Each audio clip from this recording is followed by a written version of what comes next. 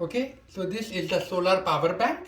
It comes with this really huge battery, the solar panel, this wire. This is USB to micro USB cable.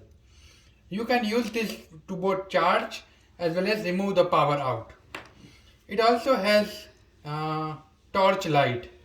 So this is the power button, right? You can see I can just press it once to see the charge level. There are 4 charge levels, which means it is fully charged. If it was 3/4 charge, then it would be 3, half charge would be 2 lights, and 1/5 charge would be 1 light. Now there is like a torch light here. You can also use like a torch light. So just double press this. You can see torch light is on. I will show you in darkness, and to turn it off, double press. Now to charge this, you just need to connect this to any USB adapter, and on the side here there is a charging input. This is the input. So when you put the micro USB, the smaller plug, in here and you put this in an adapter, this will basically charge this without the solar charging, like in a normal charging mode, right? Using power from your home when you connect it to the adapter. And when you want to remove the power, right, you just need to connect this thing here, and then you can connect this wire to your smartphone, anything that you want basically. So the input power is required is 5 volt 2 amperes. So that is the input adapter capacity that you want to charge it properly. And to remove the power, they are both 5 volt 2.1 ampere ports. So you can see this is my smartphone here. This is like a Pixel 2. It requires a USB-C cable. So I'm going to use a USB cable that I have for my charger. And instead of connecting it to this power bank, right? Like let's say I'm traveling, I'm going to connect here. And then I'm going to connect here. And you can see it says charging rapidly.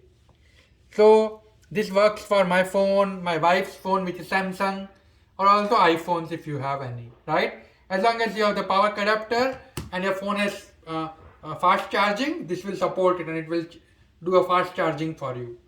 So overall, really great device. And let's say you are out somewhere, like let's say you are in some trekking or camping, you can use the solar power to charge it a little bit, right? That way you are not like, even though there is no access to power, you can still use the solar charging part to charge this battery and in short charge your phones. So it's like a perfect device for emergency, perfect for, camping, trekking, going outside, like a really great power bank for that purpose.